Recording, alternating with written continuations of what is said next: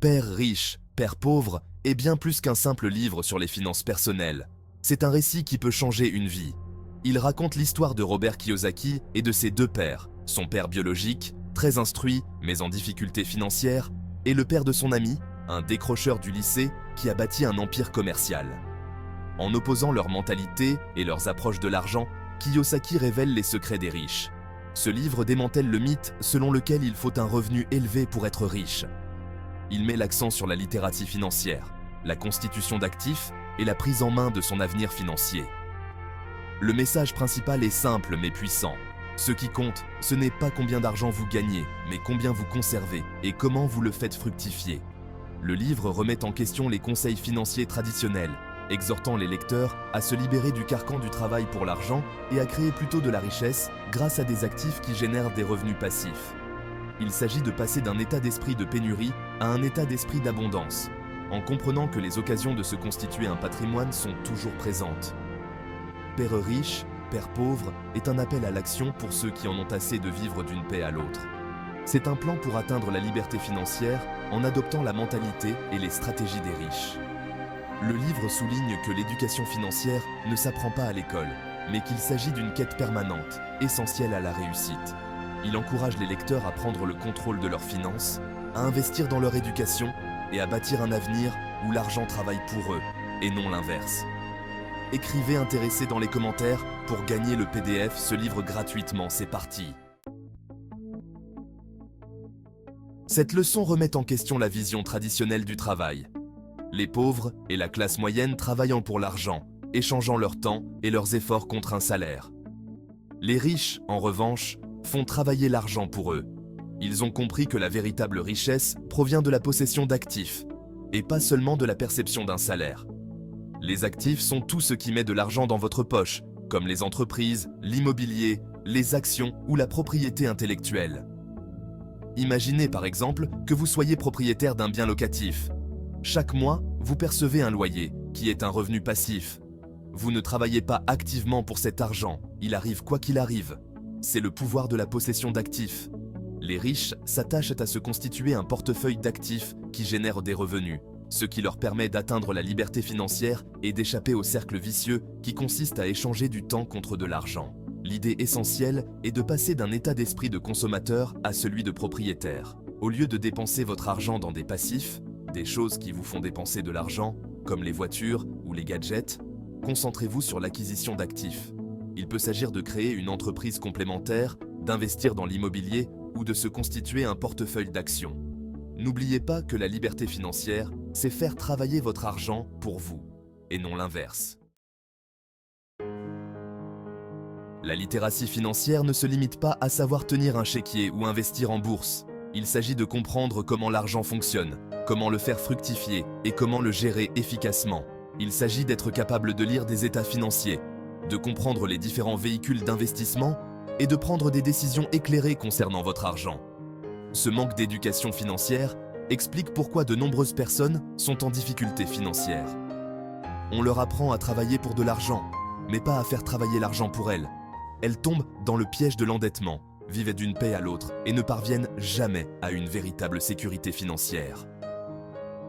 Rich Dad Poor Dad souligne que la littératie financière est une compétence qui s'apprend et qu'il n'est jamais trop tard pour commencer. Le livre encourage à rechercher des connaissances dans les livres, les cours et auprès de mentors. Il souligne l'importance de comprendre les états financiers, tant personnels que professionnels, afin de suivre les revenus, les dépenses, les actifs et les passifs. Il souligne également la nécessité de comprendre les différentes stratégies d'investissement ainsi que les risques et les avantages associés à chacune d'elles. En devenant financièrement compétent, vous vous donnez les moyens de prendre des décisions éclairées concernant votre argent, de vous constituer un patrimoine et d'atteindre vos objectifs financiers.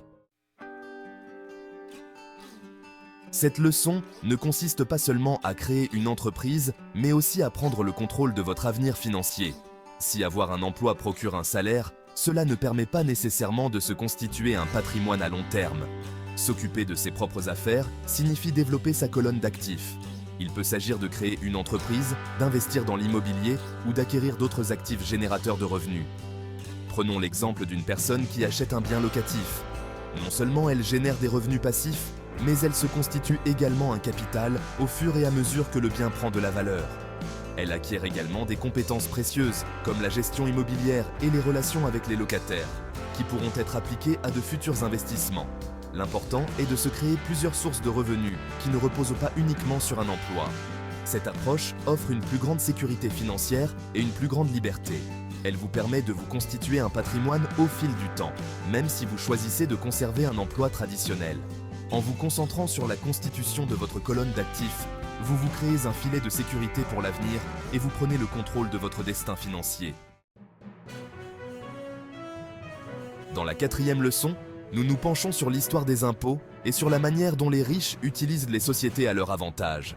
À l'origine, les impôts étaient destinés aux riches, mais au fil du temps, le système a évolué, faisant peser une part plus importante du fardeau fiscal sur la classe moyenne.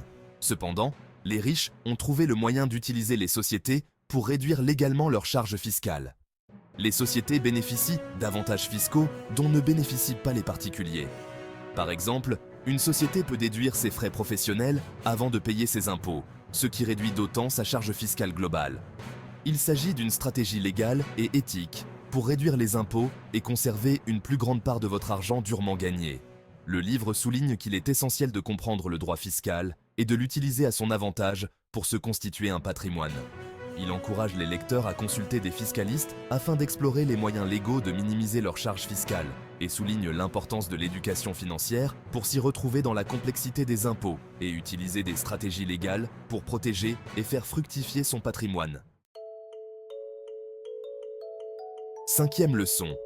Les riches inventent l'argent. Cette leçon souligne l'importance de l'intelligence financière et de la créativité dans la constitution d'un patrimoine. Les riches ne se contentent pas de travailler pour de l'argent, ils créent des opportunités, résolvent des problèmes et trouvent des moyens innovants de générer des revenus. Ils voient du potentiel là où d'autres voient des obstacles, et ils n'ont pas peur de prendre des risques calculés. Par exemple, ils peuvent investir dans une jeune pousse à fort potentiel de croissance ou développer un nouveau produit ou service qui répond à un besoin spécifique du marché. Ils ont compris que la création de richesses implique souvent de prendre des risques et de sortir de sa zone de confort. Le livre encourage les lecteurs à développer leur intelligence financière en lisant des livres, en assistant à des séminaires et en tirant des leçons des investisseurs qui ont réussi.